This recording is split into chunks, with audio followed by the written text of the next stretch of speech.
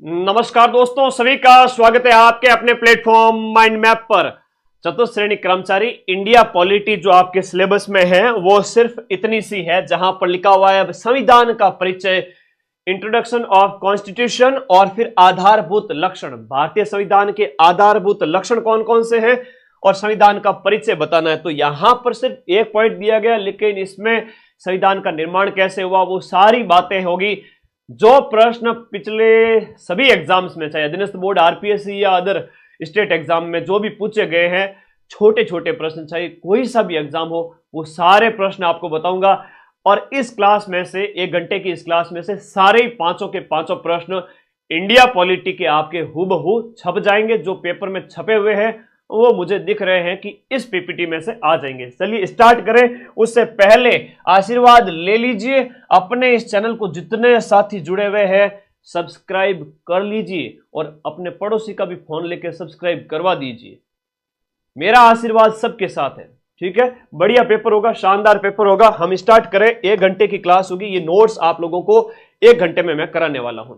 भारतीय संविधान सभा के गठन का अगर पहला विचार अगर पूछे तो सबसे पहला विचार आप लोगों को याद रखना है। मैं सिर्फ मेन पॉइंट है वो हाईलाइट करूंगा, उसके अलावा कुछ भी नहीं। सबसे प्रथम विचार आपसे पूछे तो प्रथम विचार आपका 1895 के अंदर बाल गंगाधर तिलक का जो स्वराज विधेयक आया था, उसमें संविधान सभा की मांग थी कि भारत का खुद का स्वयं का राज, उसमें खुद का कॉन्स्टिट्यूशन। किसने कहा था भाई? तिलक 1920 के अंदर इनका निधन हो गया था। तो इनके जो विचार ऐसे उग्र स्वभाव के थे तो उन्होंने कहा था, ठीक है। तो सबसे पहले तिलक याद रखो। उसके बाद अगर गांधी जी पूछ ले तो 1922 में गांधी जी याद रख लो। फिर नेहरू रिपोर्ट है जो 1928 की है, उसमें कहा था कि भारतीय लोगों के द्वारा भारत का संविधान तैयार हो। ऐसा सबसे इंपॉर्टेंट क्वेश्चन ये आता है कि संविधान सभा की सबसे पहली मांग कब की गई थी? एक अच्छा प्रश्न आता है। किस व्यक्ति द्वारा? हाँ, सबसे पहली बार। बहुत प्यारा। एडमिट कार्ड आज ही आएंगे, रुक जाओ मैं बता दूंगा। एडमिट कार्ड आते ही लाइव आ जाना, मैं बता दूंगा। एमएन रॉय वाला प्रश्न है ना, थोड़ा इंपॉर्टेंट है। वो पहला व्यक्ति कौन था उसमें, हालांकि संविधान सभा की व्यक्तिगत मांग, ये अच्छा प्रश्न है। बाल गंगाधर तिलक वाला भी याद रखना, लेकिन ऑप्शन में आपका एमएन रॉय दिखेगा। सिर्फ उस समय एमएन रॉय को ही आप सही करोगे। किसको सही करोगे? एमएन रॉय। एमएन रॉय ने 1934 के अंदर कहा था, है ना, व्यक्तिगत रूप से इसकी मांग की थी, ये याद रखिएगा। बाकी वाले ज्यादा इंपॉर्टेंट है नहीं। कांग्रेस वाला, लखनऊ अधिवेशन वाला, पंडित नेहरू के द्वारा 1938 में, ब्रिटिश सरकार द्वारा, ये सब छोड़ सकते हो। क्रिप्स मिशन में भी हमें कुछ खास मिला नहीं, क्योंकि क्रिप्स मिशन असफल हो गया था। और कांग्रेस विशेषज्ञ समिति जो 1946 की है, उसने भी संविधान सभा का मसौदा तैयार किया था। तो सर सबसे इंपॉर्टेंट क्या है? Cabinet mission. एमएन रॉय याद रखना, फिर कैबिनेट मिशन याद रखना। दूसरा, माइंड मैप ऐप डाउनलोड करके इस टेस्ट सीरीज वाले सेक्शन में जाओ। फुल लेंथ टेस्ट नंबर 13 और 14 फ्री है सभी बच्चों के लिए, चतुर्थ श्रेणी कर्मचारी के। वो टेस्ट हैं वो आप लोग अटेम्प्ट कर लेना फ्री में। आज मैं सारे नोट्स डालने वाला हूं। India history culture, Rajasthan history culture, geography, current affairs, सारे के सारे नोट्स टेलीग्राम में डालूंगा। इसका लिंक इस वीडियो के नीचे ब्लू कलर का दिया हुआ है, आप लोग फटाफट ज्वाइन करो टेलीग्राम। ये देखो, इस वीडियो के नीचे एक लिंक पिन किया हुआ है, टेलीग्राम ग्रुप ज्वाइन कर लीजिए। मैं आप लोगों को आज सारे नोट्स देना चाहता हूं। आज 12 तारीख हो गई, 12, 13, 14, 15, 16, 17 और 18, 7 दिन, 1 सप्ताह बचा है, बस पढ़ लीजिए। एक जो सबसे इंपॉर्टेंट है कि संविधान सभा का जो हम कहें अगर का निर्माण, संविधान सभा का जो निर्माण है वो किसकी वजह से हुआ था, ये किसकी सिफारिश पर हुआ था? तो वो है आपका संविधान सभा के गठन की कैबिनेट मिशन, है ना। संविधान सभा के गठन की ये हम जनक कह सकते हैं भीमराव अम्बेडकर। अगर ऑप्शन में नहीं हो तो आप ये याद रखना कि संविधान सभा का गठन किस संस्था की सिफारिश पर किया गया। तो ये आपको याद रखना है, आपका कैबिनेट मिशन 1946 का। बस इससे ज्यादा कुछ भी याद नहीं रखना है। कैबिनेट मिशन याद रखना है, इससे ज्यादा कुछ भी याद नहीं रखना। ये ऑप्शन में आएगा। कैबिनेट मिशन आपसे आएगा। कब का है? 24 मार्च 1946 को 3 सदस्य भारत आए थे, है ना। अब अंग्रेजों के हाथ में राज रहने वाला था नहीं। उस समय क्या हुआ कि उन्होंने कैबिनेट मिशन भेजा भारत, बोले कि भारत को हैंड ओवर कर दो इनको। तब 24 मार्च 1946 को भारत आता है, भारत के संविधान सभा के गठन की बात करता है। इसके 3 सदस्य है वो आपसे एग्जाम में पूछे जा सकते हैं। कैबिनेट मिशन जो भारतीय संविधान सभा का हम कह सकते हैं जनक है, जिससे उत्पत्ति हुई, कह सकते हैं सिफारिश हुई, उस सिफारिश को इंप्लीमेंट किया गया, तब संविधान सभा बनी और उस संविधान सभा से हमारा संविधान तैयार हुआ था। तो उसमें हम कहें तो जॉर्ज पैट्रिक लॉरेंस है ना, ये लॉरेंस है वो आपके कैबिनेट 1946 उसका हेड था लॉरेंस, है ना। दूसरा है स्टेफोर्ड क्रिप्स, फिर है एवी अलेक्जेंडर क्रिप्स और लॉरेंस। तो लॉरेंस LKA, लॉरेंस ऐसे याद रखो, LK और A। हाँ, लॉरेंस था LKA, लुक का, तो याद रहेगा सभी को। 1946 मई 1946 का कैबिनेट मिशन।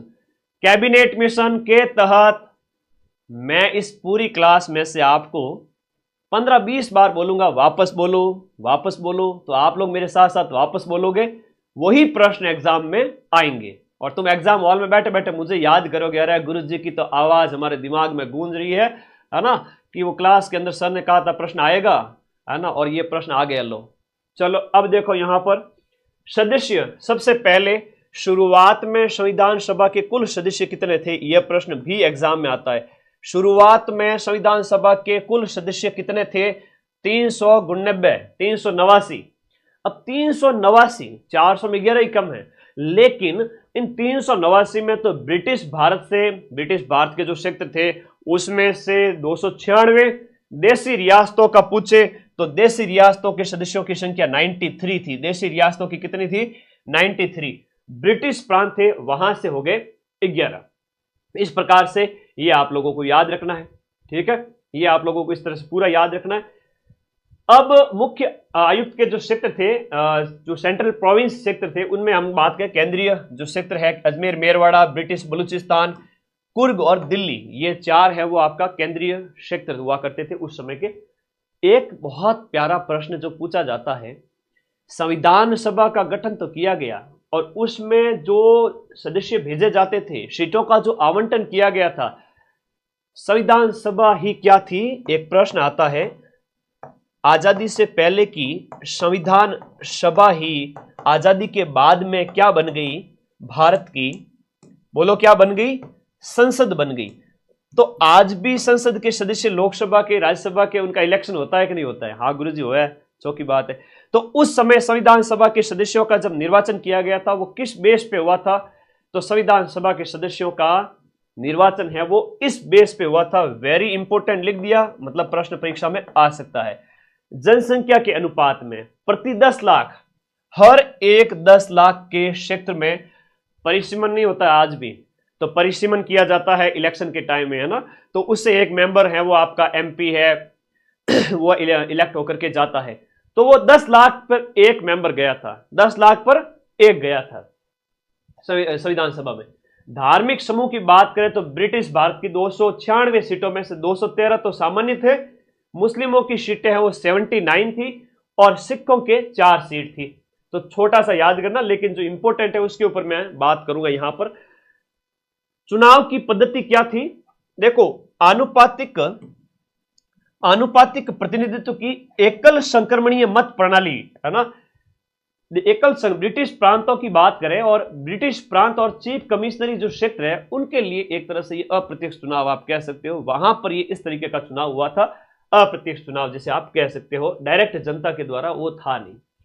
देशी रियासतों की बात करें तो उनके प्रतिनिधियों का मनोनयन रियासतों के हेड की परामर्श से किया गया था। तो देशी रियासतों का, ब्रिटिश प्रांतों का, और स्वरूप है वो, अब आपसे कहे कि सर संविधान सभा जो बनी थी उसमें सारे निर्वाचित थे क्या, तो सारे निर्वाचित नहीं थे, आंशिक रूप से चुनी हुई और आंशिक रूप से नामांकित, तो दोनों तरीके से मनोनयन और निर्वाचन दोनों था।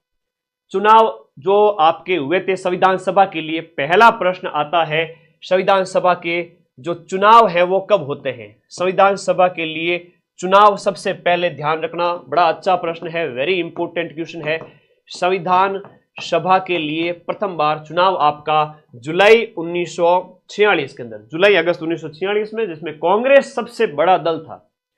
कांग्रेस को 208 सीटें मिली है, मुस्लिम लीग को 73 और छोटे दलों को 15 सीटें मिली थी। और आजादी के बाद भी आजादी के बाद भी कांग्रेस सबसे बड़ा दल था और पंडित जवाहरलाल नेहरू है वो प्रधानमंत्री बनते हैं। तो ये आपको याद रखना है कि कांग्रेस को सबसे ज्यादा सीट मिलती है जब पहली बार संविधान सभा के लिए इलेक्शन हुए थे।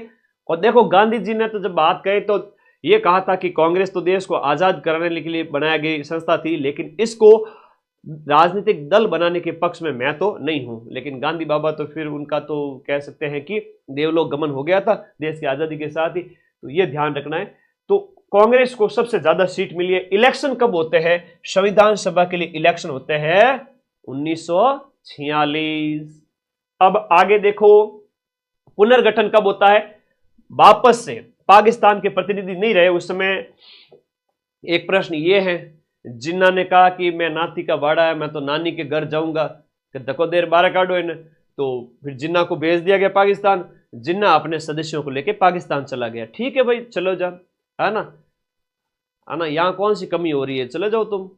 दरिया है बाहर तो समंदर है, उसमें छोटे मोटे दरिया आते रहते। तो वो जो चला गया यहां से, जो बात करें जिन्ना अपने मेंबर्स के साथ, तो ठीक है। उस समय जो 389 थे उसमें से सीटों की संख्या ये घट करके 299 रह गई। ये आपको याद रखना है। विभाजन के बाद में सीटों की संख्या, जब जिन्ना को धकोदेर बारकाट निकाला गया उस समय सीटों की संख्या कितने थे? उस समय सीटों की संख्या कितनी थी? उस समय 299 थी। आपको याद रखना है। कांग्रेस की बात करें उसके पास 82% सीटें थी। ब्रिटिश भारत 229 सीटें थी। देसी रियासतों के पास 70 सीटें थी। टोटल यहां पर है सीटों की संख्या 299। आप लोगों को याद रखना है।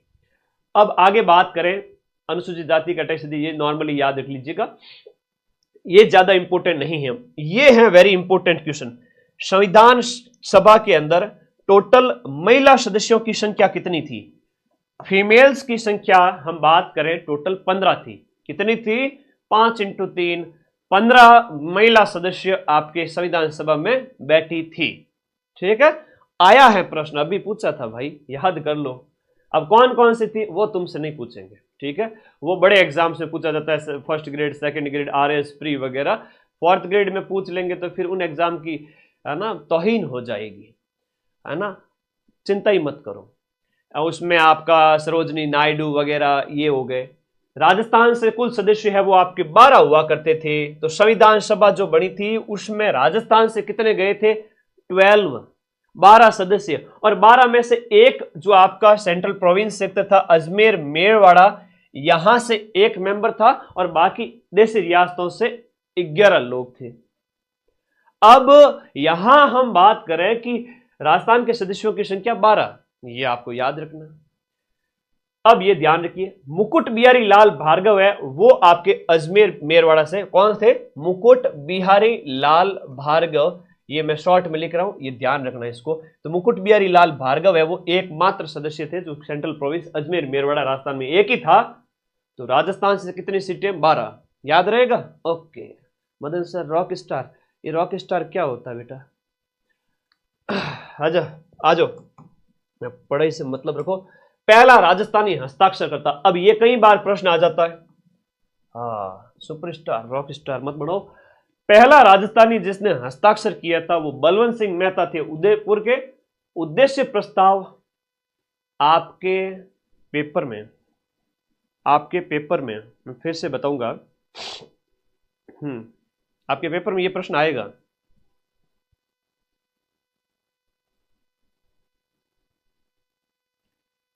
आपके पेपर में ये वाला प्रश्न आएगा।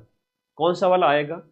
ये पूछा जाएगा आपसे कि उद्देश्य प्रस्ताव किसने प्रस्तुत किया और कब प्रस्तुत किया गया और इस उद्देश्य प्रस्ताव को बाद में क्या कहा गया। ध्यान रखना, उद्देश्य प्रस्ताव को पंडित जवाहरलाल नेहरू ने प्रस्तुत किया था। नेहरू जी ने प्रस्तुत किया था 13 दिसंबर 1946 को, जिसे 22 जनवरी 1947 को अपनाया गया, स्वीकृत किया गया। और संविधान की प्रस्तावना बाद में ये क्या बन गया था? भारतीय संविधान की प्रियम्बल बन गया था, प्रस्तावना बन गया। हमारे संविधान का उद्देश्य क्या है ये इसमें लिखा गया है कि हम भारत के लोग, we the people of India, हम भारत के लोग भारत को एक संपूर्ण प्रभुत्व संपन्न समाजवादी, है ना, ऐसा राज्य बनाने के लिए आज अंगीकृत, अधिनियमित और आत्मार्पित करते हैं। अभी एक फोटो दिखाऊंगा प्रस्तावना की, वहां से एक प्रश्न तो पक्का है पेपर में। तो ये उद्देश्य प्रस्ताव याद रखना 13 दिसंबर को लाया गया था संविधान की 30वीं बैठक के अंदर, और 22 जनवरी को स्वीकार किया गया। 46 में लाया गया, 47 में अगले महीने स्वीकार किया गया। एनजी रंगा है वो अल्पसंख्यक राष्ट्र की व्याख्या, अल्पसंख्यक राष्ट्र की व्याख्या आर्थिक आधार पर बल देते हैं। छोड़ो इसको। अगला जो प्रश्न मोस्ट इंपोर्टेंट आपके पेपर में छप चुका है, मैं बताता हूं, लिखिएगा मेरे प्यारे भाई बहनों कि संविधान सभा की पहली बैठक कब होती है। संविधान सभा की पहली बैठक 9 दिसंबर 1946 को होती है, वर्तमान संसद भवन के अंदर। हालांकि अब तो संसद भवन नया बन गया। तो हम यहां पर बात करें तो वो 207 सदस्य उस समय उपस्थित थे। एक प्रश्न ये आता है कि जब 9 दिसंबर को बैठक हुई थी ना, पहली बैठक, तो सदस्य सारे इकट्ठे हुए थे। अब बोले कि अध्यक्ष किसे बनाया जाए, तो भाई सच्चिदानंद जी सिन्हा को अस्थायी अध्यक्ष बनाया गया। तो ये ध्यान रखना, अस्थायी थे, परमानेंट नहीं थे, अस्थायी अध्यक्ष सच्चिदानंद सिन्हा थे। तो दूसरी बैठक दूसरे दिन वापस, सच्चिदानंद सिन्हा जी तो जो है ना आनंदित हो गए थे कि भाई मैं तो अध्यक्ष बन गया संविधान सभा का। लेकिन वापस 1946 चल रहा, अभी भी याद रखना, 47 मत कर देना। ये 1946 11 दिसंबर 1946 अगले 2 दिन बाद में वापस बैठक होती है। दूसरी बैठक में संविधान सभा का स्थायी अध्यक्ष हमें मिल गए थे, और वो थे डॉक्टर राजेंद्र प्रसाद, यानी कि भारत के पहले राष्ट्रपति यहां पर स्थायी अध्यक्ष बन जाते हैं। जस्ट 2 दिन बाद में जब संविधान सभा की पहली बैठक 9 दिसंबर को होती है। पहली बैठक कब होती है? 9 दिसंबर को। प्रथम बैठक लिखा हुआ है यहां पर, पहली बैठक 9 दिसंबर 1946। तो 9 दिसंबर 1946 को पहली बैठक, सच्चिदानंद सिन्हा अस्थायी अध्यक्ष, और बाद में स्थायी अध्यक्ष राजेंद्र प्रसाद जी। अब संविधान सभा की 8 बड़ी समितियां थी। यहां से भी एक प्रश्न बनता है, संविधान सभा की 8 बड़ी समितियां थी, सबने मिलकर के काम किया है ना, खूब काम किया है। अच्छा प्रश्न है। 8 समितियों में जब भी आपको संघ मिले राज्यों के लिए समिति, इन सभी के जो हेड है ना, नेहरू जी करना है। संघ शक्ति, संघीय संविधान समिति और प्रांत राज्यों के लिए समिति, तो राज्यों के लिए ये आपके नेहरू जी हो जाएंगे, राज्यों के लिए भी नेहरू जी हो जाएंगे। लेकिन प्रांत की जहां कहीं भी बात हो, वहां पर प्रांत से पटेल, कस्तूरी देवी, ये सब तो आता है। तो बेटा बता, संविधान सभा में कितने वाचन हुए थे? हाँ, पहला वाचन कब हुआ था? बेटा सरल प्रश्न देख करके तुम लोग है ना फूल मत जाना, तुम लोग खूब फलो लेकिन फूलो कभी नहीं। पेपर सरल आएगा लेकिन 30-40 प्रश्न सोचने पड़ेंगे आप लोगों को। वहां अगर गलती कर दी ना, देख लेना, कान पकड़ के सबको कान के अंदर छोटा सा कंकर डाल के यूं कान है ना, गुरुजी जो करते थे बचपन में, वैसे करूंगा। चलो आगे आ जाओ। तो यहां पर संघ है और राज्यों के लिए नेहरू जी आ जाएंगे। संघ और राज्यों के लिए नेहरू है। लेकिन जब भी प से प्रांत आए, जब भी आपका प्रांत आए, याद रखना, जब भी प्रांत आए उस समय आप लोग क्या करोगे? प्रांत से पटेल करोगे, पी से पटेल, पी से प्रांत करोगे, और मौलिक अधिकार और अल्पसंख्यकों की जहां कहीं भी बात है वहां पर भी आपके कौन से हो जाएंगे? सरदार वल्लभ भाई पटेल। ये हो गई 5 समितियां, तो क्लियर है। प्रारूप समिति तो समझ लो तुम्हारे पेपर में छप गया। अब वो कौन सी देवी थी जो भी बच्ची कमेंट करी थी, बालिका थी, एक महिला थी, आई डोंट नो। सभी तैयारी कर रहे हैं, छोटे से लेकर 18 साल से लेकर के 40-45 साल तक सब तैयारी कर रहे हैं। आधे मेरे से छोटे हैं, आधे मेरे से बड़े हैं। तो मेरे सभी दोस्तों, अब बताओ यहां पर प्रारूप समिति का गठन कब किया गया था? जो कह रहे थे ना सरल है सर, पेपर तो घनी सरल है, तो सरल वालों को रिस्क है, सरल वालों को थोड़ी सी रिस्क है। तो बताओ प्रारूप समिति का गठन कब हुआ था? ये बहुत इंपॉर्टेंट है, वेरी इंपॉर्टेंट। तो प्रारूप समिति के अध्यक्ष भीमराव जी अंबेडकर थे। प्रश्न एग्जाम में आएगा। प्रारूप के अंबेडकर जी हैं। मौलिक अधिकार अल्पसंख्यक और प से प्रांत के पटेल हैं। राज्य और संघ वाले के नेहरू जी हैं। प्रक्रिया समिति, प्रक्रिया के पटेल मत कर देना, प्रक्रिया के राजेंद्र हैं और संचालन के भी राजेंद्र जी हैं। प्रक्रिया का संचालन करो, प्रक्रिया का क्या करो? संचालन करो, प्रक्रिया का संचालन करो, प्रक्रिया का संचालन करो।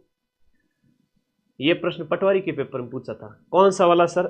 ए वाला प्रश्न, ये वाला प्रश्न पटवारी के पेपर में पूछा गया था। अधीनस्थ बोर्ड है, वही अधीनस्थ बोर्ड जो तुम्हारा अभी 4th ग्रेड का पेपर पूछा जा रहा है। तो पटवारी पेपर में यह प्रश्न पूछा जा चुका है कि संचालन समिति के हेड कौन थे? हाँ, 7 सदस्य थे 29 अगस्त 1947 को। Very good. तो ये तो मैंने आपको को बार बार बताता हूं, 29 अगस्त 1947, और इसमें 7 सदस्य थे, बाद में 2 सदस्य चेंज हो गए थे, याद रखना, ठीक है, स्वास्थ्य कारणों की वजह से। संचालन और प्रक्रिया के कौन? राजेंद्र जी। प्रांत के और मूल अधिकार के अल्पसंख्यकों के कौन? पटेल जी। राज्य और संघ वाले के हेड कौन? नेहरू जी। 8 समितियां याद होगी, बैठे बैठे याद। इसलिए तो कहते हैं कि टीचर जब बोलते हैं ना, उसको याद, उससे याद होता है। किताबें पोथी पढ़ पढ़ जग मुआ, सिलेक्शन भयानक हो। वीडियो कोर्स पढ़ लो, तुरंत सिलेक्शन हो। ऑडियो वीडियो माध्यम से, दृश्य श्रव्य माध्यम से जब पढ़ते हो, सब दिमाग में छप जाता है।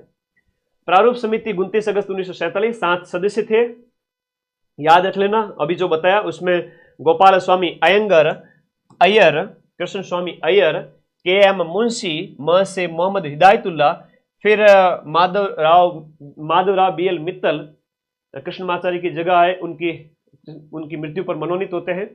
और फिर कृष्णमाचार्य है वो खेतान की मृत्यु पर आते हैं, तो माधवराव और कृष्णमाचार्य आते हैं।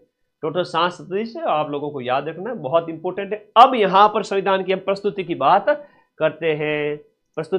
करते हैं, वेरी इंपॉर्टेंट, मोस्ट वेरी।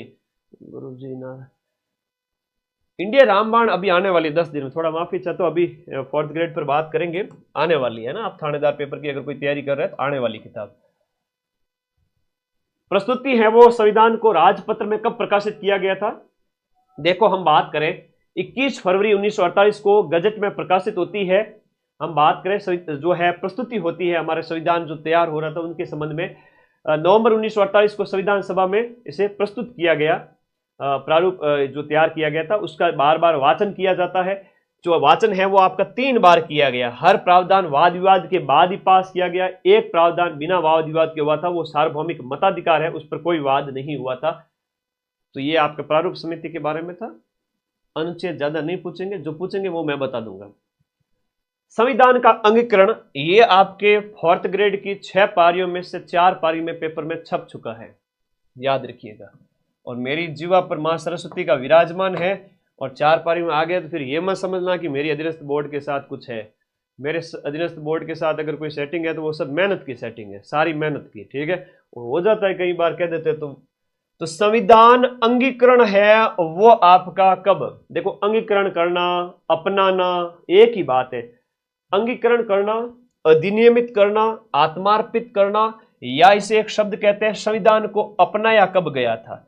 तो संविधान को जो अपनाया गया था आज 26 नवंबर 1949, ऐसा प्रस्तावना में लिखा हुआ है।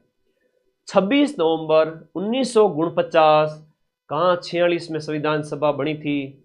11 दिसंबर को पहली बैठक होती है, 9 दिसंबर 1946 को पहली बैठक, और 26 नवंबर को अपनाया गया।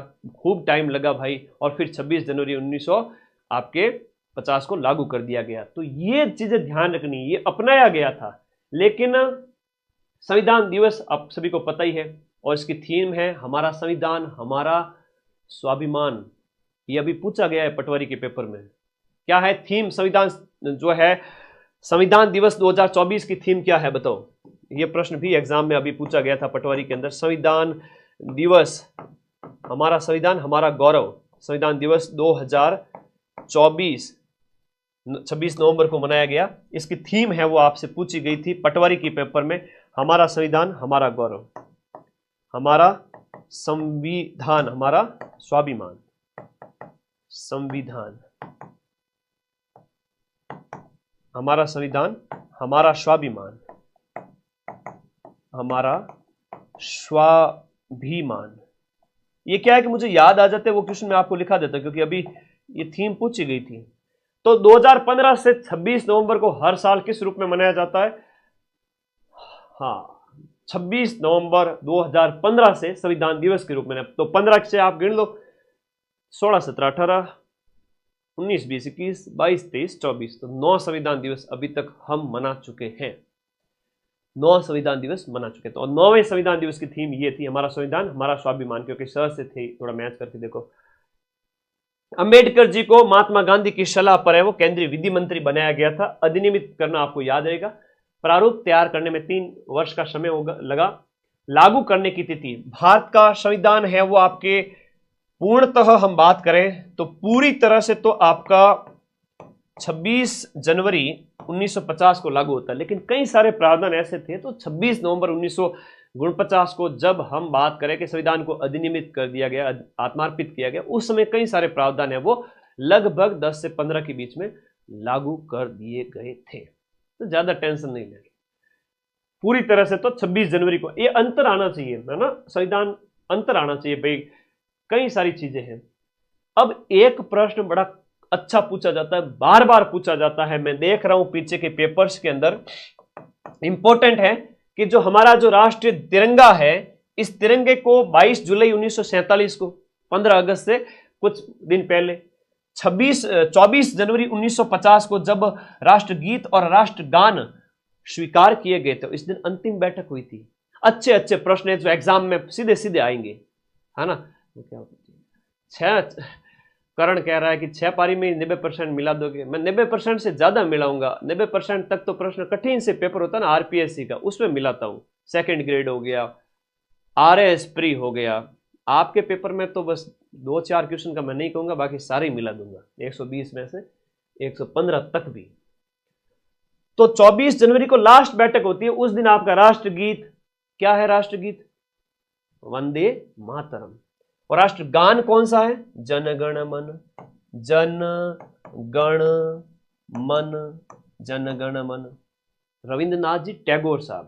तो ये तो आपको याद रखेगा, कई सारे बच्चों में ना कंफ्यूजन बचपन से घुसा हुआ है। टैगोर ये है। राष्ट्रगीत तो गीत है आपका वंदे मातरम, सुजलाम सुफलाम मलयज शीतलाम। तो वंदे मातरम बंकिम चंद्र चटर्जी, यहां हो जाएंगे बंकिम चंद्र चटर्जी। तो ये आप लोगों को थोड़े याद रखने हैं, बहुत इंपॉर्टेंट है। तो कब अपनाए गए थे, राजेंद्र प्रसाद जी अंतरिम राष्ट्रपति बनाए गए। एक अंतरिम जो सरकार है ना, उसके हेड कौन थे, यह प्रश्न भी आता है, तो नेहरू जी थे। ठीक है, ओके, तो ये ध्यान रख लेना। फिर बात करते हैं स्वतंत्रता अधिनियम। भारत का जो स्वतंत्रता अधिनियम है 1947 वाला, उस अधिनियम के तहत हमें आजादी मिली थी और संविधान सभा को पूर्ण संप्रभु और पूर्व ब्रिटिश कानून बदलने, संशोधन करने, रद्द करने का अधिकार ये सब दिया गया। 1947 के अधिनियम के तहत जब हमें आजादी दी गई, हैंडओवर की गई आजादी, तो ये 1947 के अधिनियम पारित करके दी गई। हाँ, इस क्लास के 100 क्वेश्चन भी करा दूंगा 1 घंटे के अंदर, टेंशन ही मत लो। पहले ये पढ़ लेना नोट्स, 5 में से 5 सही करके आओगे, कसम है तुम लोगों को मेरी। संविधान सभा है वो आपका संविधान निर्माण प्लस अंतरिम संसद के रूप में काम किया था उसने, बाद में संसद बन गई थी। अध्यक्षता संविधान सभा की राजेंद्र प्रसाद जी ने की थी। अंतरिम संसद है वो अध्यक्ष जीवी मावलंकर थे। और ये परीक्षा में प्रश्न भी आता है कि अपने प्रथम लोकसभा स्पीकर भी थे, प्रथम लोक सभा के अध्यक्ष पूछे आपसे, तो ये याद रखना, जीवी मावलंकर लोकसभा के पहले अध्यक्ष थे। जीवी मावलंकर लोकसभा के पहले अध्यक्ष थे और अंतरिम संसद के भी उस समय ये हेड थे। तो संविधान सभा की बैठकों की अध्यक्षता डॉक्टर राजेंद्र प्रसाद जी ने की थी, क्योंकि वो स्थायी अध्यक्ष थे, हम सब जानते हैं। और संविधान सभा ही बाद में संसद बन गई थी। अंतरिम संसद की बात करें तो ये आपके 17 नवंबर 1947 से लेकर के 52 तक अंतरिम संसद चली थी। एक अच्छा प्रश्न जो एग्जाम में पूछा जाता है वो ये पूछा जाता है कि आपके संविधान पर अंतिम रूप से जो है वो कितने लोगों ने हस्ताक्षर किए थे, अंतिम रूप से कितने लोगों ने आपके हस्ताक्षर किए थे। तो 284 लोगों ने संविधान की 3 मूल प्रतियों पर हस्ताक्षर किए थे, साइन किए थे। 284। अब एक छोटा सा प्रश्न, कुल सत्र 11 सत्र आयोजित किए गए। 9 दिसंबर 1946 को संविधान सभा का जो है पहली बैठक हुई थी, गठन हुआ था, पहली बैठक हुई थी। और 26 नवंबर को संविधान बनकर के तैयार हो गया। 2 वर्ष 11 महीने, 2 वर्ष 11 महीने 18 दिन, 2 वर्ष 11 महीने 17 दिन, 15 दिन, 21 दिन देकर तुम्हें कंफ्यूज किया जाएगा। तुम कंफ्यूज होना मत। इसमें 114 दिन तो प्रारूप पर विचार हुआ, 166 बैठकें हुई, 64 लाख का खर्चा आया। अंतिम बैठक आपसे पूछा जाएगा, 284 लोगों ने हस्ताक्षर किए थे। ये आपकी अंतिम बैठक होती है 24 जनवरी 1950। 24 जनवरी 1950। तो इसलिए कहता हूं पूरे साल जम के पढ़ो ताकि लास्ट 7 दिन में मेरे नोट्स तुम्हें समझ में आ जाए, है ना। तो ये गलती कभी मत करना कि तुम अंतिम 7 दिन में बोलोगे गुरुजी 4th ग्रेड में चलो मैं सिलेक्शन करवा दूंगा, लेकिन आगामी रीट है, लैब असिस्टेंट है, 2nd ग्रेड है, थानेदार का पेपर है, तो जम के पढ़ो ऐप के अंदर। 11 सत्र, 2 वर्ष 11 माह, ये वेरी इंपॉर्टेंट है, यहां से एक प्रश्न आएगा ही आएगा। अब देखो मूल संविधान में कितने अनुच्छेद वगैरह थे, ये प्रश्न आता है एग्जाम के अंदर। वेरी वेरी इंपॉर्टेंट क्वेश्चन है। भारतीय संविधान की एक प्रस्तावना है, टोटल मूल 22 भाग, 8 अनुसूचियां और 395 अनुच्छेद। वैसे वर्तमान में जो अनुच्छेद 395 मूल अनुच्छेद तो 395 ही है, लेकिन उसके अंदर अनुच्छेद वगैरह और जुड़ करके 450 से भी बाहर चले गए हैं, लेकिन आपको मूल 395 याद रखना है। अनुसूची अभी 12 हो चुकी है, मैं उनके ऊपर बात करूंगा। और प्रस्तावना को लास्ट में शामिल किया गया और कॉन्स्टिट्यूशनल असेंबली डिबेट के अंदर इसे 12 खंडों में इसका प्रकाशन है। एक बहुत अच्छा प्रश्न आता है, भारत के संविधान की प्रस्तावना आपके 6 पारियों में से 2 से 3 पारी में ये पेपर प्रश्न छप चुका है, याद कर लीजिएगा। क्या है सर प्रश्न यह है कि भारतीय संविधान की जो उद्देशिका है या जिसे हम कहते हैं प्रस्तावना कहते हैं, इसमें से एक प्रश्न यह आएगा कि भारतीय संविधान की प्रस्तावना में संशोधन कब किया गया था। तो भारतीय संविधान की प्रस्तावना में जो संशोधन यानी अमेंडमेंट किया गया था वो 42वां संविधान संशोधन, 42वें संविधान संशोधन के तहत कब किया गया था? 1976। 42वें संविधान संशोधन के तहत, 42वें संविधान संशोधन के तहत नए शब्द जोड़े गए, नए शब्द जोड़े गए, कई सारे नए शब्द जुड़े थे। 42वें संविधान संशोधन कब हुआ था? 1976 में, इंदिरा गांधी के समय में। तो 1976 में 3 नए शब्द भारत की संविधान की जो प्रस्तावना में जोड़ दिए गए। कौन कौन से शब्द थे? हम भारत के लोग भारत को एक संपूर्ण प्रभुत्व संपन्न समाजवादी पंथ निरपेक्ष लोकतंत्रात्मक गणराज्य बनाने के लिए और इसके लोगों, उसके समस्त नागरिकों को सामाजिक आर्थिक न्याय दिलाने, विचार अभिव्यक्ति सबकी स्वतंत्रता, प्रतिष्ठा और अवसर की समानता मिले लोगों को, और सबकी गरिमा, एक राष्ट्र की एकता और अखंडता की बात की गई है। तो ये जो शब्द दिए गए ना, एक तो अखंडता वाला है और ये एक समाजवादी और पंथ निरपेक्ष वाला। ये प्रश्न इतने पूछे गए हैं, क्या बताऊं, ये तुम्हारे पेपर में छप चुका है ना। वो लिफाफा भले ही बंद हो, लेकिन मैं आंखें बंद करके मां सरस्वती का ध्यान लगाता हूं तो मुझे वो वापस वो पेपर में लिखा हुआ जो प्रश्न है वो मेरे आगे से यूं चलने लग जाते हैं, खटाखट 120 के 120 प्रश्न। इसीलिए तो 8-10 मैराथन में वो सारे प्रश्न करवा दूंगा। तो लीगल तरीके से काम करो ताकि तुम्हारे ऊपर कोई कार्रवाई ना हो। मेहनत इतनी करो कि सारे क्वेश्चन आ जाए। तो भाई समाजवादी, धर्मनिरपेक्ष या पंथ निरपेक्ष, भारत किसी भी पंथ को नहीं मानेगा, समाजवादी और जिसमें सभी वर्गों का कल्याण हो और अखंडता, भारत एक रहना चाहिए। ये 1976 में 42वें संविधान संशोधन के तहत स्वीकार किए गए थे। जो अपनी कॉन्स्टिट्यूशन की जो प्रस्तावना है, प्रीएम्बल है, उसमें जोड़े गए थे। इसको अंग्रेजी में प्रीएम्बल कह सकते हैं। एक प्रश्न यह आएगा कि भारतीय संविधान को कब अपनाया गया? 26 नवंबर 1949। 26 नवंबर 1949, मिति मार्गशीर्ष शुक्ल सप्तमी, संवत 2006, विक्रम संवत 2006 में 57 जोड़ लो, 2083 आते हैं, 83 आते हैं ना। 2006 के अंदर विक्रम संवत 2006 विक्रमी संवत है। अच्छा, उस समय विक्रम संवत 2006 था, तो उसके अंदर अभी 80 और जोड़ोगे तो आ जाएगा 1949 के बाद में, तो वो वर्तमान में 2080 के आसपास है। संविधान को अंगीकृत किया गया, अधिनियमित किया गया, आत्मार्पित किया गया। यह भी पूछा जाएगा कि संविधान को कब अंगीकृत किया गया था, यह प्रश्न हो जाता है। 57 वर्ष तो आगे है, बाकी वर्तमान में ईस्वीसन से कितना आगे है वो जोड़ोगे तो आएगा। तो ये हो गया, एक ये हो गया, बार बार पूछा जाता है। एक अभी प्रश्न बड़ा शानदार पूछा गया कि संविधान कि भारत के जो संविधान को हाथ से किसने लिखा था? 6 महीने लगे थे, जो संविधान के 6 महीने लगे थे, और वो बैठ करके जो है संविधान सभा का जो कक्ष है वहां पर, वर्तमान का संसद भवन, 6 महीनों में उन्होंने लिखा था। तो हाथ से प्रति किसने तैयार की थी? ये प्रश्न अभी आया था पेपर महीने भर पहले ही। बताओ किसने तैयार किया था? चित्रांकन इसमें 22 चित्र हैं भारतीय इतिहास के, और चित्रकार का नाम याद कर लो, नंदलाल बोस, इंपॉर्टेंट है। और राजस्थान के कृपाल सिंह शेखावत का नाम तो आप जानते ही हो, कृपाल सिंह शेखावत। संविधान सभा के पदाधिकारी में अस्थायी अध्यक्ष सच्चिदानंद जी सिन्हा है, और अस्थायी उप सभापति पूछ रहे हैं तो फ्रैंक एंथोनी थे, अध्यक्ष राजेंद्र प्रसाद जी थे, उपाध्यक्ष की बात करें तो एच.एस. मुखर्जी थे, उपसभापति फ्रैंक एंथोनी थे, अध्यक्ष है वो राजेंद्र प्रसाद है। तीनों बातें अलग अलग है। संवैधानिक सलाहकार का एक प्रश्न एग्जाम में पूछा जाता है कि सलाहकार कौन था, तो आपके बी.एन.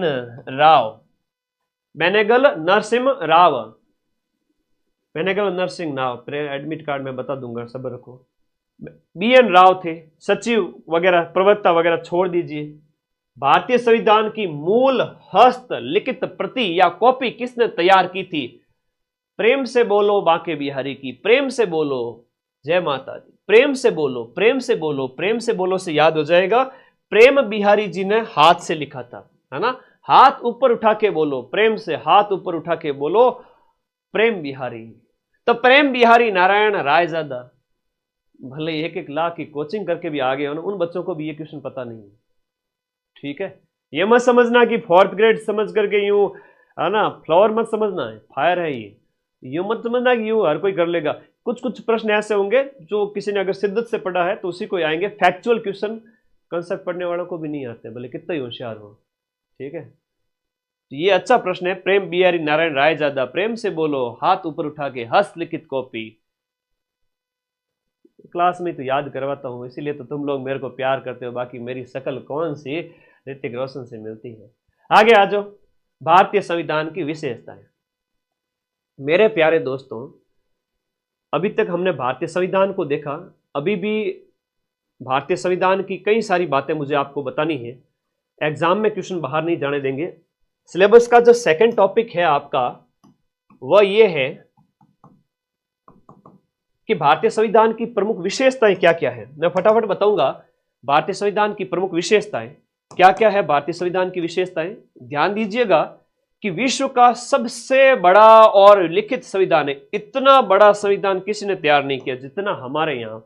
सर इतने बड़े संविधान की क्या खासियत है?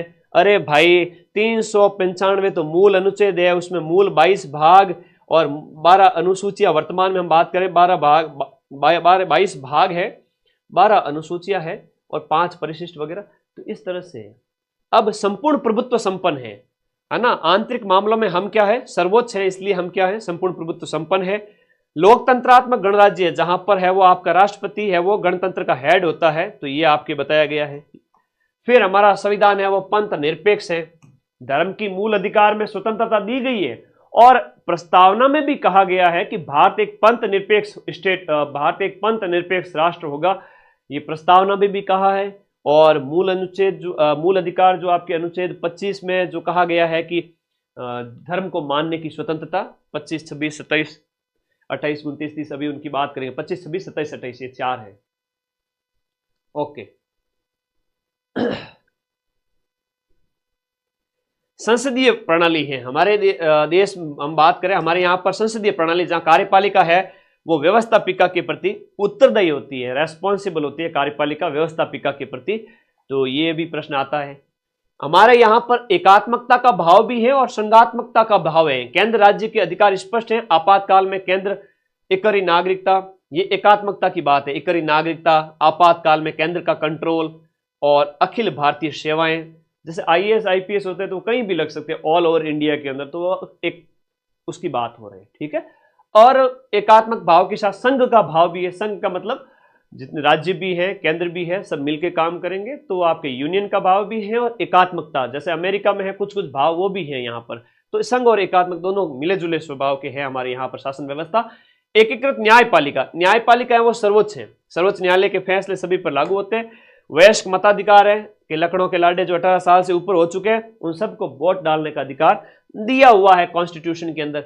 हमारे संविधान के भाग 18 में आपातकालीन प्रावधान है, जहां पर अनुच्छेद जो आपके हैं 352, फिर आपके अनुच्छेद 356 राष्ट्रपति शासन और वित्तीय आपातकाल जो है आपका 360, ये राज्यों के अंदर लगाया जाता है। और ये होता है आपका राष्ट्रपति शासन। ये भी आपके प्रावधान संविधान के अंदर किए गए हैं। और ये हो गया आपके वित्तीय आपातकाल। मूल अधिकार नागरिकों के लिए लागू किए गए हैं आपके संविधान के भाग 3 के अंदर। चलो कौन से हैं हम बात बता देते हैं आप लोगों को, क्योंकि कॉन्स्टिट्यूशन सिलेबस में, और मैंने वादा किया है क्लास से बाहर कंटेंट, ये जो कंटेंट है इससे बाहर क्वेश्चन नहीं जाएगा। तो संविधान के आपके भाग 3 के अंदर, हमारे संविधान के भाग 3 के अंदर आपके अनुच्छेद 12 से लेकर के 35 तक, है ना, 12 से लेकर के 35 तक आपके मूल अधिकारों के बारे में बताया गया है। मूल अधिकार कितने हैं सर? अरे भाई 6 मूल अधिकार है। एक 7वां जो था, जो संपत्ति का मूल अधिकार था, वो अब हटा दिया गया है और उसे अब एक कानूनी अधिकार बना दिया गया है अनुच्छेद 300 क के तहत। तो अब संपत्ति आपका मूल अधिकार नहीं रहा, अब वो एक कानूनी अधिकार है। ठीक है, तो अब 6 मूल अधिकार कौन से हैं सर? देखो भाई, पहला मूल अधिकार तो मानव होने के नाते ये हमसे छीने नहीं जा सकते, इसलिए संविधान के भाग 3 में 6 फंडामेंटल राइट्स दिए गए हैं। तो पहला समानता का अधिकार है, कानून के समक्ष समानता, अनुच्छेद 14। फिर अनुच्छेद 15 के अंदर है आपका धर्म भाषा के आधार पर स्वतंत्रता। फिर 16, फिर आपका 17, फिर आपका 18। तो ये आपका 14 से लेकर 18 तक है, वो आपके समानता की बात है। स्वतंत्रता के मूल अधिकार के बारे में प्रश्न आता है कि स्वतंत्रताएं कितनी प्रकार की हैं। तो अनुच्छेद 19 के अंदर 6 प्रकार की स्वतंत्रताएं हैं। कितनी प्रकार की? 6 प्रकार की स्वतंत्रताएं यहां पर आपसे शामिल की गई है। घूमने फिरने, बोलने की आजादी, लेकिन कुछ भी बोलने की आजादी नहीं है। यूं नहीं कि भारत को ही गाड़ी निकालनी स्टार्ट कर दो, ना ही जूते पड़ेंगे, फिर वो आपको ले जा करके जेल में बंद किया जा सकता है, देशद्रोह का मुकदमा भी चलाया जा सकता है। तो कुछ भी बोलने का अधिकार नहीं है, बंधनों के साथ में आपको बोलने का अधिकार है। मूल अधिकार भी बंधनों के साथ में प्राप्त है। अनुच्छेद 21 इसमें ही आता है। अनुच्छेद जो 21 है, अभी पटवारी के पेपर में भी पूछा गया था, अनुच्छेद जो 21 है वो क्या है सर? देखो, अनुच्छेद 21 में जीवन का अधिकार है। जीवन का अधिकार है, जीने का अधिकार है। आपके जीवन पर किसी प्रकार का संकट नहीं आ सकता, उसके लिए आप कोर्ट जा सकते हो। अगर किसी भी तरह का, अगर वायु प्रदूषण भी है अगर आपके ऊपर, है ना, तो वो कई इस तरह की चीजें, आपके जीवन को खतरा है, कई सारी चीजें हैं, वो अनुच्छेद 21 के अंदर आ जाती है। जीवन का अधिकार वो 21 में है। व्यक्तिगत स्वतंत्रता है 19 के अंदर है। ये ज्यादा पूछे जाने वाले प्रश्न है, बता देता हूं। 22 तक स्वतंत्रता है। फिर तीसरा मूल अधिकार है, शोषण नहीं कर सकते आपका, छोटे बच्चों का शोषण वो नहीं हो सकता। बाल श्रम और खतरनाक कामों में निषेध, ये 23-24 में हो गया, शोषण हो गया। शोषण के बाद में अनुच्छेद जो है 25, 26, 27, 28 में धर्म की स्वतंत्रता है। तुम्हारी इच्छा है तो हिंदू, मुस्लिम, सिख, ईसाई जो भी तुम चाहो उस धर्म को मान सकते हो, उसका पालन पोषण, उसका प्रचार प्रसार कर सकते हो। ये 25 से स्टार्ट हो जाते हैं। और फिर है 5वां जो है वो है आपका संस्कृति और शिक्षा संबंधी अधिकार। अनुच्छेद 29 और 30 में आप अपनी संस्कृति, शिक्षा संस्थाएं वगैरह इनको बढ़ावा दें। ये सारी बातें हैं। बढ़िया नरेश, धन्यवाद भाई। आगे देखो, अनुच्छेद जो लास्ट वाला है, अब एक परीक्षा में प्रश्न आता है कि आपका मूल अधिकारों की जो आत्मा है ना वो कौन है? मूल अधिकारों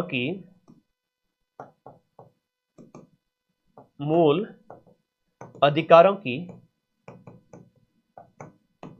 आत्मा, तुम्हारी बॉडी में से तुम्हारी आत्मा निकाल दी जाए तो क्या रह जाए? गुरुजी, खाली शरीर एक वस्त्र है और आत्मा हमारी बॉडी से अगर निकल गई तो शरीर तो एक वस्तु की तरह नीचे गिर के पड़ जाएगा। आज मदन सर जो तुम्हारे सामने बोल रहे हैं, हाव भाव कर रहे हैं, जितनी उम्र लिखी हुई है तब तक बोल रहे हैं, हाव भाव है, और जिस दिन आत्मा निकल गई उस दिन यूट्यूब पे वीडियो रह जाएंगे। हाँ, भगवान थारी हमारी सबरी उम्र है वो घनी लंबी करे है। चलो आगे बात करो। तो मेरे प्यारे साथियों, जब तक आत्मा है तब तक सब कुछ है, वरना कुछ भी नहीं है। तो जब तक मूल अधिकारों के अंदर ये संवैधानिक उपचारों का अधिकार है तब तक सब कुछ है, उसके बाद में तो डेड बॉडी है। हाँ, संवैधानिक उपचारों, जो संवैधानिक अधिकार है, संवैधानिक उपचारों का अधिकार है, वो अनुच्छेद 32 के तहत मूल अधिकारों की आत्मा माना गया है। लेकिन संविधान की आत्मा किसे कहते हैं ये भी लिख लेता हूं, नोट करके, यहां लिख लूं, नोट करके लिखो, संविधान की आत्मा ये किसे कहा गया? कोई बताएगा मुझे? अब वो कौन था जो अभी कह रहा था पेपर तो सर सरल ही हुए है ना? पेपर तो सरल ही आवे सर, पेपर सरल आता है मुझे भी पता है, लेकिन वहाँ एग्जाम हॉल में प्रेशर को हैंडल करना और सही उत्तर देना वो एक अच्छे विद्यार्थी की निशानी है। और दुखेश्वनु द्विग्न मन सुखेशु विगत स्प्र वितराग भय क्रोध स्थित धीर मुनि रोचते।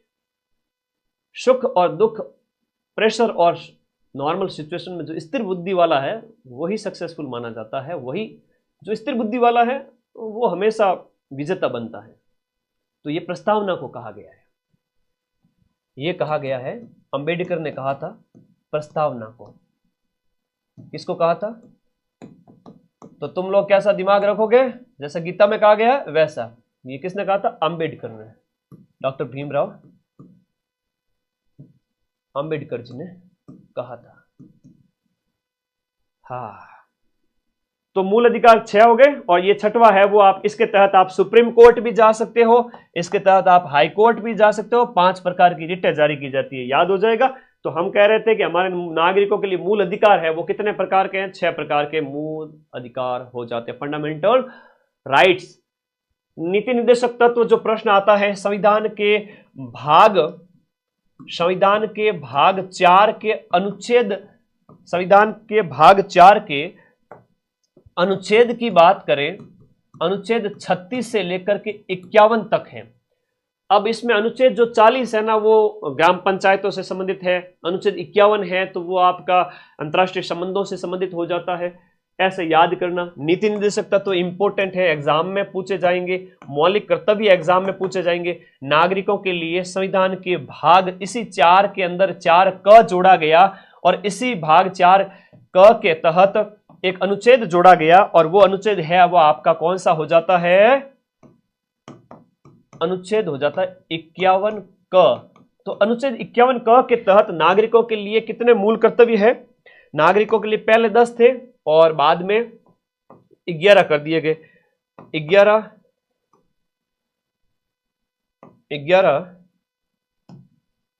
मूल कर्तव्य।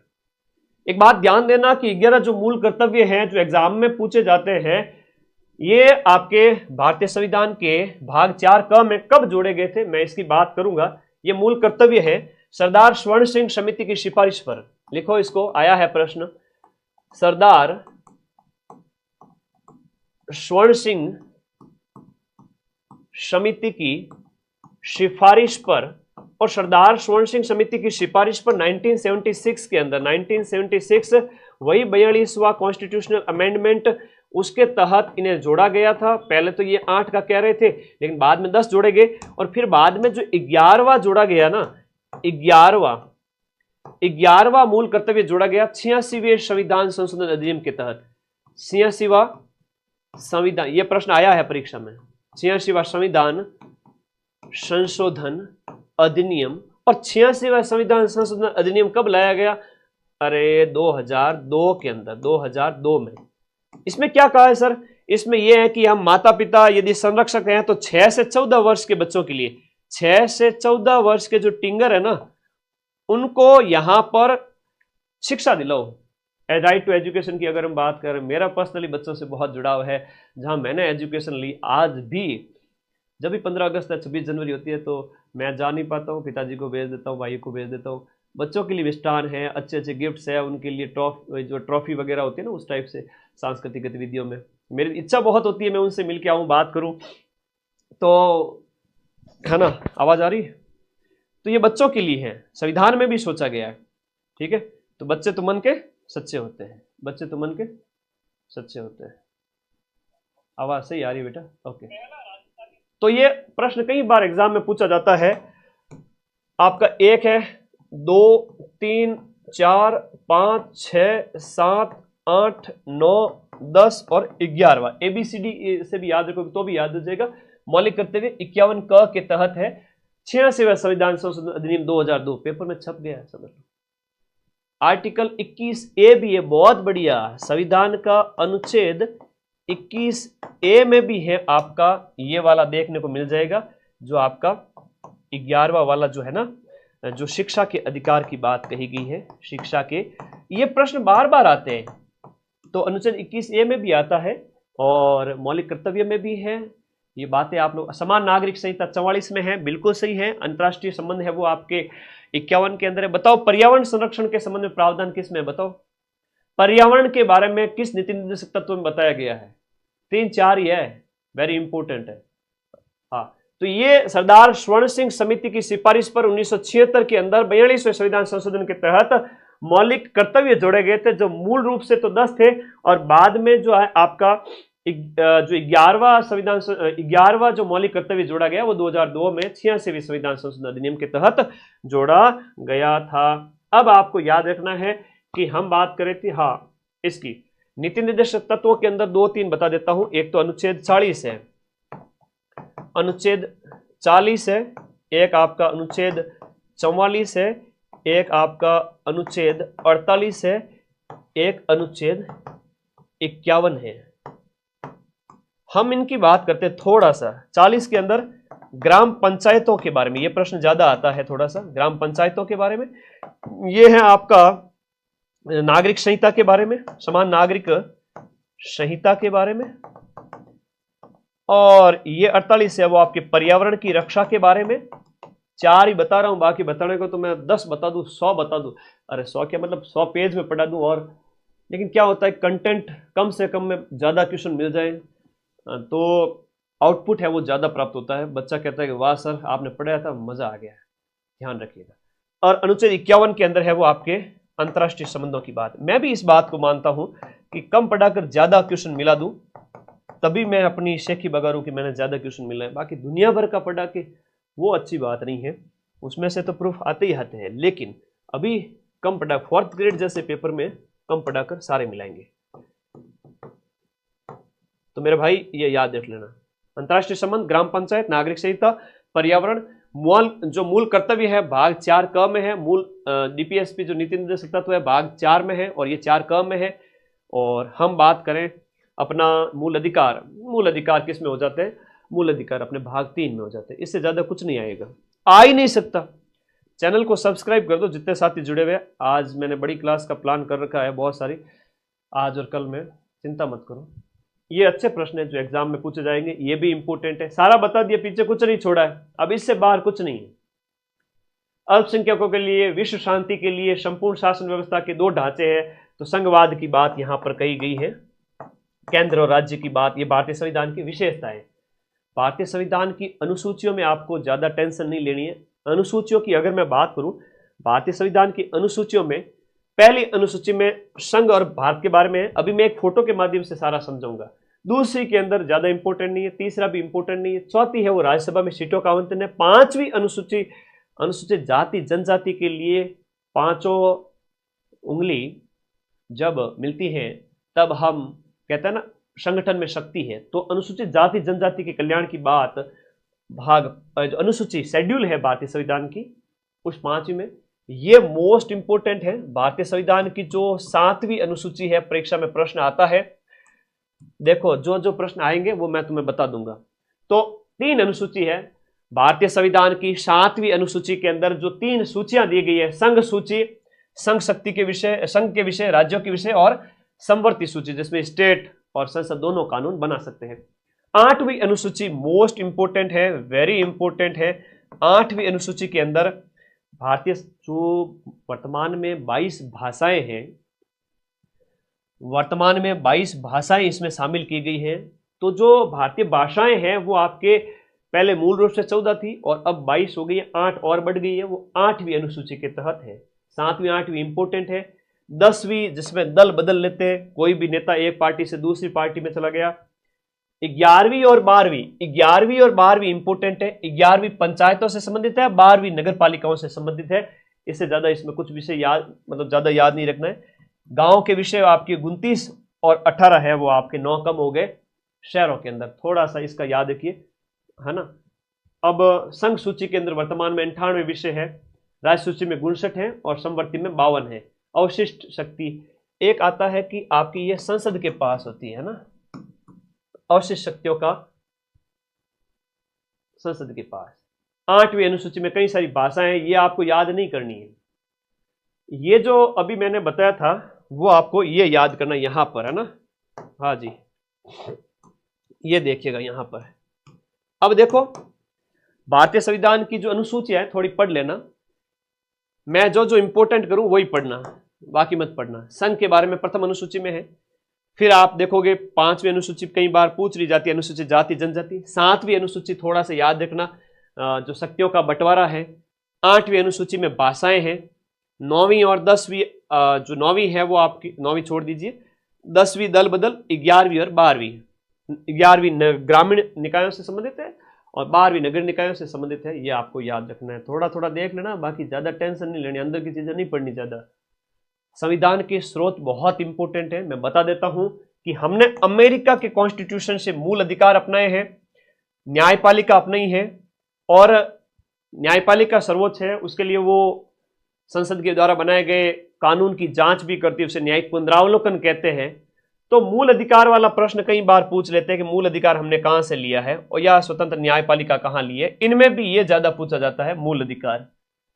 ये थोड़ा सा आप लोगों को देख लेना है, पढ़ लेना है। 1935 के अधिनियम से संघवाद को अपनाया है, मूल अधिकार अमेरिका से अपनाया है। उपराष्ट्रपति पद अभी सुर्खियों में है, क्योंकि अभी उपराष्ट्रपति है वो आपके इस्तीफा दिया और अभी नए उपराष्ट्रपति बने हैं 15वें। तो उपराष्ट्रपति पद हमने अमेरिका से अपनाया है। न्यायपालिका की स्वतंत्रता अमेरिका से होगी। ब्रिटेन की बात करें तो संसदीय शासन प्रणाली ब्रिटेन से अपनाई, संसद की शासन प्रणाली ब्रिटेन से अपनाई, कानून का जो है विधि का शासन वो वहां से अपनाया है। और आयरलैंड के संविधान से हमने अपनाया है नीति निर्देशक तत्व, जो संविधान के भाग 4 के अंदर है। और कनाडा के संविधान से संघीय व्यवस्था की बात करते हैं, कनाडा से संघ की बात करना।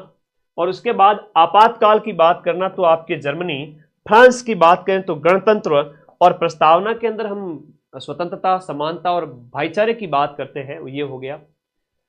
ऑस्ट्रेलिया के संविधान से प्रश्न एक ये आता है कि समवर्ती सूची हमने कहां से अपनाई, ऑस्ट्रेलिया के संविधान से अपनाई। रूस जो यूएसएसआर था पहले का, सोवियत संघ था, वहां से हमने मूल कर्तव्य अपनाए। तो मौलिक कर्तव्य कहां से अपनाए? सीपी राधाकृष्णन तो अभी 2 दिन पहले बने हैं 15वें उपराष्ट्रपति, ये नहीं पूछा जाएगा। जगदीप धनखड़ ने इस्तीफा दिया, ये पूछा जाएगा, ठीक है। जगदीप धनखड़ है वो 14वें उपराष्ट्रपति थे और झुंझुनू जिले के किठाना गांव से बिलोंग करते हैं। दक्षिण अफ्रीका से हमने कॉन्स्टिट्यूशनल अमेंडमेंट, जो आपके संविधान के अनुच्छेद 368 के तहत संविधान संशोधन की प्रक्रिया अफ्रीका से अपनी। और जापान की बात करें तो विधि के शासन की बात करते हैं। अब ये बाकी वाले तुम्हें पढ़ना नहीं है, जो मैंने बताया वही सेम है, ठीक है, ये सब सेम है जो मैंने बताया था। इसमें यही मूल अधिकार, नीति निर्देशक तत्व वगैरह ये ज्यादा पूछे जाते हैं। संविधान संशोधन की बात करें तो 368 के तहत किया जाता है। और इसमें जो अभी लेटेस्ट का है, एक 42वां का थोड़ा इंपॉर्टेंट है, याद कर लेना। प्रस्तावना में संशोधन, नीति निर्देशक तत्व और मौलिक कर्तव्य में कुछ सारे कई सारे जोड़े गए थे। 44वां 78 का है।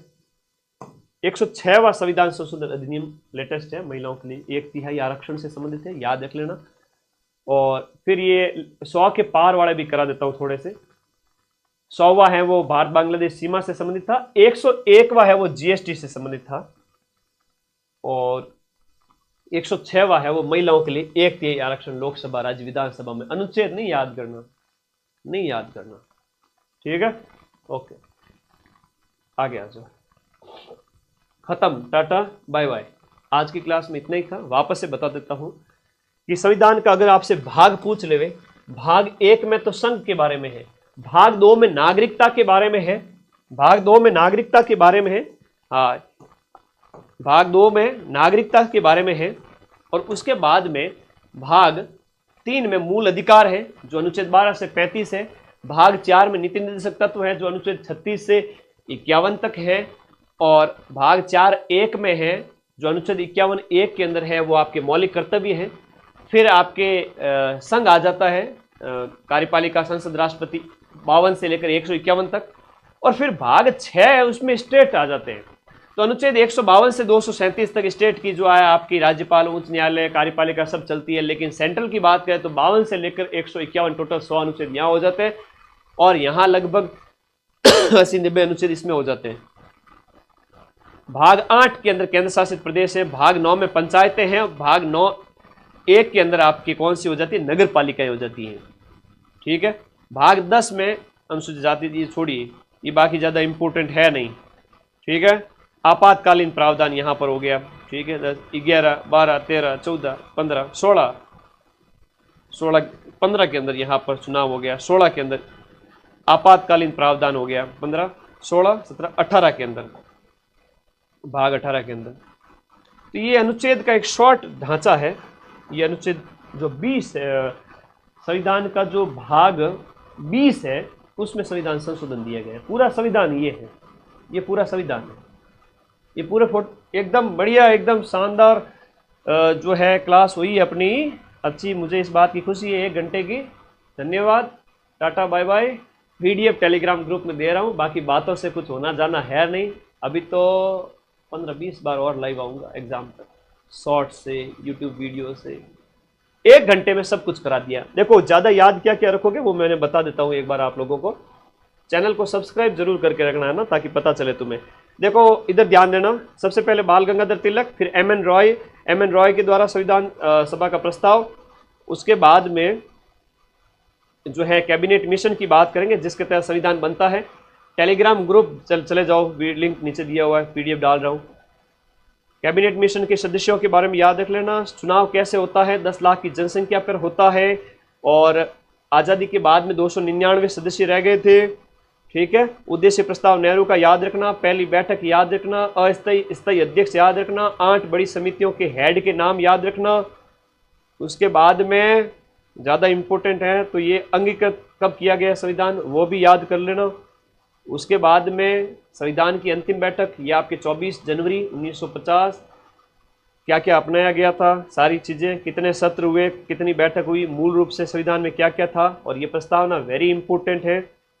उसके बाद में हमारे प्रस्तावना, ये संविधान के अंदर क्या क्या अनुच्छेद है, कितने भाग हैं, संविधान की विशेषताएं हैं, ठीक है।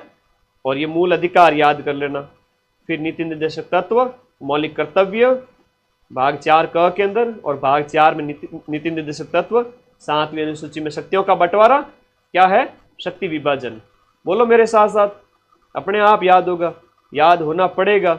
अनुसूचियाँ 12, जिसमें आपकी 5वीं, 7वीं, 8वीं में भाषा, 10वीं में दल बदलन, 11वीं 12वीं में ग्राम पंचायत और पंचायती राज।